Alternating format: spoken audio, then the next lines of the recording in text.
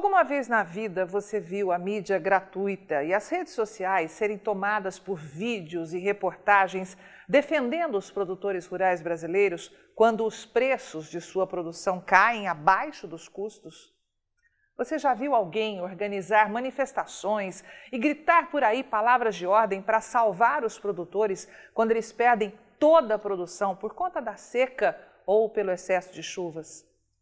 Você já viu alguma única ação conjunta entre indústria e varejo para salvar dos prejuízos o setor agropecuário desse país? Claro que não. Jamais viu e jamais verá algo sequer parecido. Talvez jamais verá.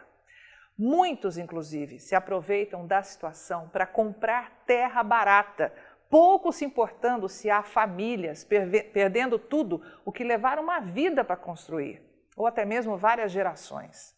Mas quando o jogo inverte, todo mundo corre para patrocinar reportagens sensacionalistas, culpando os produtores, o governo, o dólar e até mesmo a China pela alta nos preços dos alimentos. Não, meu amigo, não existe um único culpado para os preços dos alimentos estarem subindo nas gôndolas dos supermercados. O que existe é uma junção de fatores, que começa num tremendo erro estratégico de parte da indústria brasileira e termina nas planilhas de grandes redes varejistas que não aceitam de forma alguma reduzir suas margens de lucro. Quem culpa o governo faz cara de paisagem para uma regra básica da economia, a que diz que quanto menos intervenção, melhor. O resto é socialismo barato que já levou para o buraco países hermanos, como a Argentina, hoje conhecida como Venezuela do Sul. Quem culpa o dólar fecha os olhos para algo muito claro. Foi justamente ele que possibilitou ao agro brasileiro despontar e segurar a economia desse país, enquanto o resto afundava em meio à crise do coronga. É o dólar que está ajudando a movimentar o campo e a garantir ao Brasil sequentes safras recordes de grãos, ao mesmo tempo que garante ao produtor pegar mais financiamento para plantar ainda mais aquilo que ele aposta que pode dar lucro. Quem culpa a China não tem a menor noção do que fala. É tão mais infantil do que culpar Bolsonaro pelas queimadas no Pantanal e na Amazônia. A China, meu amigo, é solução e não problema. Sabendo usar, não faz mal algum. Quem culpa o produtor esquece dos riscos, dos tombos e das dificuldades de se trabalhar num negócio sem telhado. Quem culpa o produtor esquece das inúmeras crises, das quebras de safra e das dívidas intermináveis. Esquece que agricultura e pecuária são uma fábrica a céu aberto, longe do que qualquer empresário da cidade está disposto a assumir para tocar o seu negócio. Quem coloca a culpa do aumento de preços em cima do agricultor esquece que são esses homens e mulheres que, chova ou faça sol, estão lá, produzindo alimento e proporcionando mesa farta para alimentar a sua família, para dar o que comer a toda a população e fazer girar a roda da economia. Sim, os preços dos alimentos dispararam, mas o que ninguém te fala nessas inúmeras reportagens divulgadas por aí são as décadas de prejuízos que produtores de carnes e arroz, por exemplo, carregam nas costas. Tânia Tosi, analista-chefe e estrategista da equipe de grãos aqui da Rural Business, alerta que ninguém pode ousar dizer que foi pego de surpresa, sobretudo se é um profissional que assina e acompanha a Rural Business ao longo dos seus 29 anos de atuação nesse mercado. O que você vai ver agora é, digamos, um resumo da ópera, dos diversos alertas que disparamos nos últimos anos em que esse nosso país foi submetido a uma política agrícola explícita em governos anteriores para quebrar o máximo de produtores de grãos e de carnes do Brasil. E vamos começar pela mais famosa, a soja. Desde que a China decidiu peitar Donald Trump e entrar numa guerra fria com os Estados Unidos, a equipe de grãos aqui da Rural Business vem alertando diariamente que os chineses carregariam para casa toda a soja que encontrassem aqui no Brasil. E só não ouviu quem não quis. O mercado agrícola mundial mudou, meu amigo. Os grãos que antes serviam só para alimentar a vida humana e animal, hoje são disputados à tapa por um novo mercado, o da energia renovável. E essa é mais uma ponta de consumo que depende de algo que ninguém consegue controlar, o clima. E é claro que uma hora a conta não fecha. A indústria processadora de soja aqui do Brasil foi tremendamente inocente, acostumada à velha estratégia de estrangular os produtores para que se abastecessem da mão para a boca, acordou tarde demais. E olha, corre o risco, e eu peço que você ouça bem esse alerta da nossa equipe de grãos aqui da Rural Business, corre o risco de ter que trazer soja de fora do Brasil também em 2021 e 2022, pois parece ainda não ter se conscientizado da gravidade da situação. A analista Tânia Tosi alerta que para a China não existe saída, meu amigo. Com 1,5 bilhão de bocas para alimentar todos os dias e em guerra com os Estados Unidos, só resta uma única opção: carregar a safra de soja do Brasil para casa. Simples assim. Em apenas 8 meses, 79,5 milhões de toneladas de soja foram exportadas pelos portos do Brasil, algo nunca visto antes. E como pode confirmar pelos destaques em vermelho nestes gráficos, 73% de toda essa imensidão de soja foram mandadas para um único país, a China, que sozinha carregou 57,9 milhões de toneladas de soja brasileira, volume que confirma um aumento de 37% frente ao que vimos acontecer no mesmo intervalo de 2019 e de quase 60% de aumento em apenas 5 anos. E você acha que os chineses estão errados? Seria correto apontar o dedo e dizer que a China é a culpada pelo aumento da inflação no Brasil? Claro que não é. A China é o maior consumidor de soja do planeta. Para não colocar o abastecimento deles em risco, Pequim precisa ordenar todos os dias, ouviu bem isso? Todos os dias, chova ou faça sol, a compra de 5 navios de soja de algum ponto do mundo. E hoje só existe um lugar para fazer isso: o Brasil. A indústria brasileira tinha as mesmas condições de negócios que a China em 2019, com soja a preços muito abaixo dos vistos hoje. Mas fez cara de paisagem para os alertas diários da Rural Business e preferiu arriscar oportunidades melhores com a safra nas mãos. E acabou se dando muito mal. A China já comprou boa parte da produção 2021 aqui do Brasil, que sequer começou a ser plantada. E não é só isso não, os chineses já travaram muitos negócios para 2022. Enquanto isso, o que acontece com a indústria e o varejo? Será que estão à espera de um novo milagre? Agora é a vez do milho, e aqui se repete a história.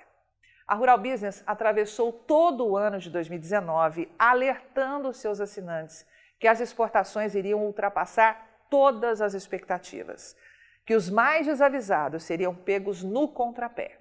E não deu outra. A Conab começou a safra prevendo 31 milhões de toneladas em exportação para 2018-19. Quando a temporada chegou ao fim, em janeiro de 2019, 41 milhões de toneladas de milho tinham deixado o Brasil, ou 10 milhões de toneladas a mais que o previsto. E isso acabou jogando os estoques no chão. E que hoje não existem mais para regular o mercado, como há tempos tem alertado a equipe de grãos aqui da Rural Business. Foi por isso que os preços dispararam, seguindo a lei número 1 de qualquer mercado, a de oferta e demanda.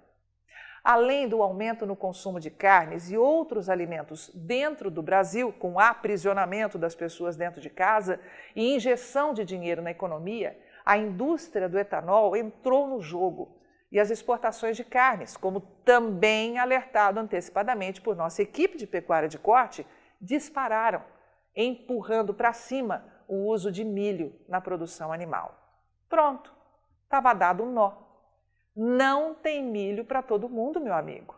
Mesmo com a safra recorde nas mãos, é demanda demais.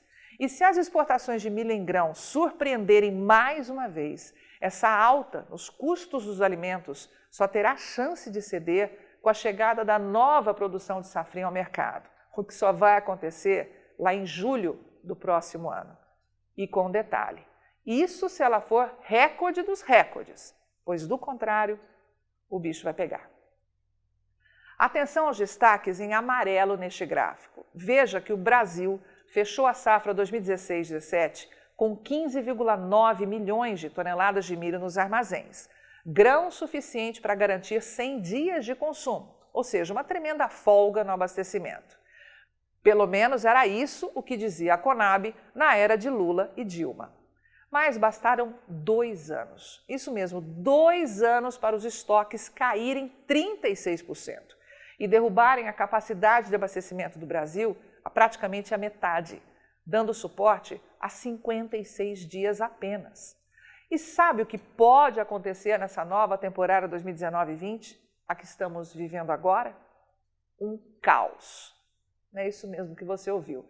Podemos ter um verdadeiro caos no abastecimento de milho com o passar dos meses, o que inclusive nos faz crer aqui na Rural Business que vem mudanças radicais nesses números da Conab, a fim de tapar um pouco o sol com a peneira. Para que as projeções da Conab se confirmem, ou seja, para que os estoques de milho do Brasil permaneçam pelo menos estáveis, as exportações terão que sofrer um tremendo tombo de 16%, deixando o recorde de 41 milhões de toneladas para trás, para atingir 34 milhões e meio de toneladas apenas. E quer saber se a Rural Business acredita nessa possibilidade? Não, nem a pau.